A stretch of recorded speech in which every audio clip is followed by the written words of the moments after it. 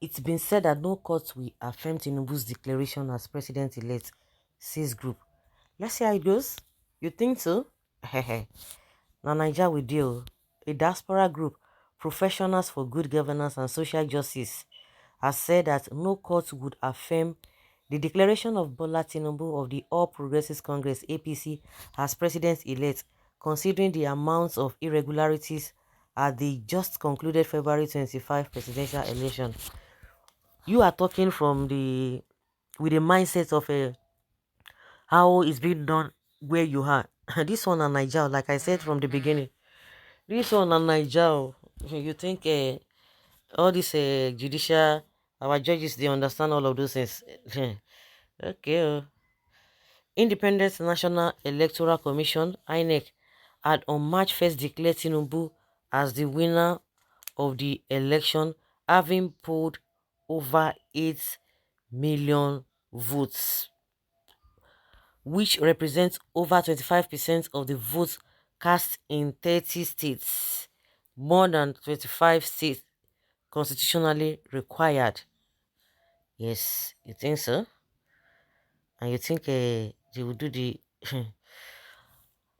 INEC chairman Professor Mahmoud Yakubu also announced that Atiku Abubakar of the People's Democratic Party (PDP) came second, having polled 6.9 million votes. Well, Labour Party polled 6.1 votes, and Kwakwanso 1 million votes, 1.4 million votes. But the group in diaspora maintained that the declaration of the former Lagos State governor cannot stand in court based on the independent investigation carried out by it on the outcome of the presidential election. According to a statement signed by the group's convener, Dr. Ben Chukwu, it was observed that there were irregularities in the results released by Independent National Electoral Commission (INEC) in Lagos, Rivers, Edo, Plateau, Borno, Kaduna, Ekiti, and several other places in the country. The group claimed that from the investigation and analysis of presidential election results of Lagos State from IREF portal, Labour Party won APC with a total of 178,411 votes as against the figure declared by INEC, while Labour won with 10,000 votes. And it is important to note that this margin was after returning those obvious switched or altered votes to their rightful places, although most were not legible. It added that the results equally show that about 23% of them are blood, mutilated, overvoted, absent, and unaccounted for. It is evident that APC, being in control of Lagos, cannot allow results they want to fall into the aforesaid categories. Hence, these are Labour Party results that have been doctored and bastardized by the APC and INEC under the supervision of security agents, the group said. The group therefore called on all well-meaning Nigerians, the security agencies, and especially the judiciary and judges to save Nigeria from inevitable disintegration and unimaginable crisis by jettisoning the corruptly announced results, upholding rule of law, and restoring justice to the pained Nigerian masses. The wave of the February 25th presidential election is still hovering around every Nigerian, both at home and in the diaspora. Until now, many Nigerians cannot comprehend why the INEC chairman ignored every call to follow the 2022 Electoral Act as well as the INEC guidelines in announcing winners of elections. He rather enjoined all aggrieved parties to go to court when he could have withheld declaration and confirmed what has been uploaded to the IREF.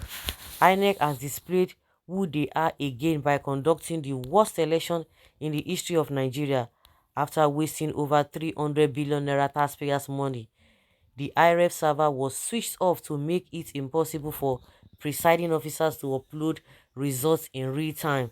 After the election and all that happened, professionals for good governance and social justice began investigation into what happened during the election and who actually won the February 25th presidential election.